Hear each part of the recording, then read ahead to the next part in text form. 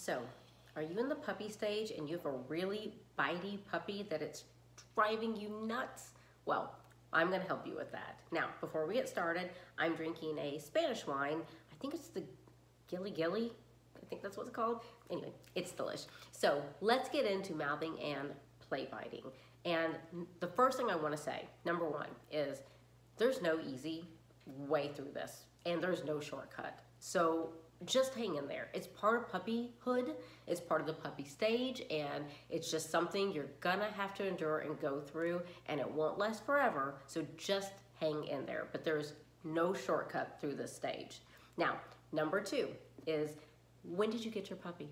Did you get your puppy at 8 weeks, 9 weeks? Because if you did, your puppy is gonna be very bitey. And listen, is that the standard? It is. Is that too young to take a puppy from its mom and siblings? Absolutely.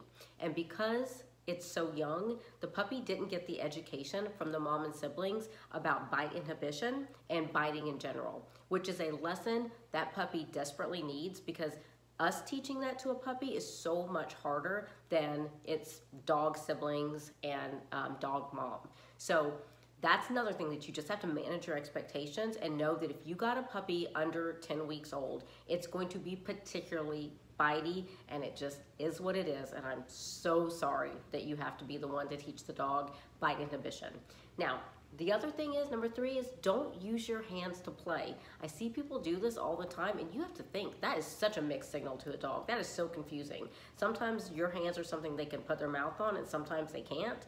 Don't use your hands as play items for your puppy to mouth and chew. Number four, know when to pet your dog.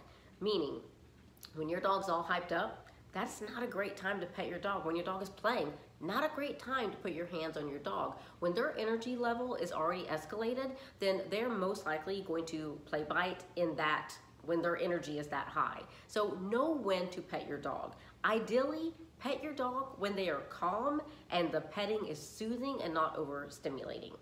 Number five, rotate the toys. If you have the same toys down all the time and you're not rotating them every day or even, midday, then those toys are getting boring to your dog, and suddenly putting their mouth on you is going to seem so much more fun to them. So rotate those toys. The other thing is, when you rotate the toys, it's a lot easier to redirect your puppy when they are biting and mouthing you, because you're gonna get a toy that is rotated, not a toy that's been accessible to them, to give to them in replacement of your hands, your ankles, your feet, whatever they are biting. They're gonna be a lot more likely to play with that toy if it seems new to them.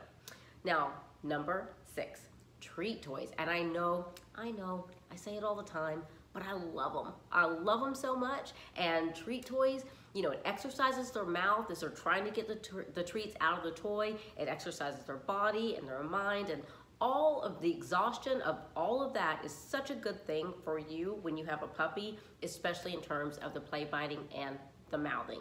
So let's go over those again. Number one, have managed expectations and know that this is part of puppyhood and there's no easy way out of it. So you're just gonna have to hang in there and get through it. Number two, have managed expectations in terms of realizing how old your puppy was when they came to you, and knowing that all this is gonna rely on you to teach your puppy if they didn't get that education from their mom and their siblings. Number three, don't use your hands as play. Number four, pet your puppy when they're calm, and so you don't accidentally overstimulate them and they get even more bitey with you. Number five, rotate those toys. Keep the toys interesting, keep the toys something that they are going to be engaged with wanting to play. And number six, treat toys. Love them, love them, love them, love them. And if you haven't seen my video on treat dispensing toys, then I encourage you to watch that so you can get some great ideas of some of my favorites. I hope those tips help you. Again, hang in there. I know it's hard, and everybody has to go through it when you get a puppy.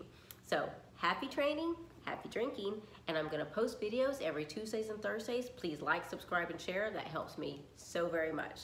I will see you guys next time.